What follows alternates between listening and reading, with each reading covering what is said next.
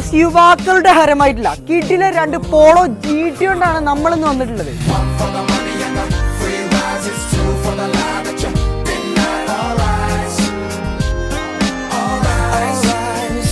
2017 model വെറും 37,000 kilometre മാത്രം ഓടിയ സിംഗിൾ ഓണർ വണ്ടിയാട്ടോ. പോളോ GT TSI ഓട്ടോമാറ്റിക് വാഹനമാണ്. നല്ല കിഡിലൻ വൈറ്റ് കളറാണ്. 90% ടയർ വരുന്നുണ്ട്. ഇന്റീരിയർ ഭാഗത്തേക്ക് വരുമ്പോൾ പക്കാ കിഡിലൻ ഇന്റീരിയർ ആണ് വരുന്നത്.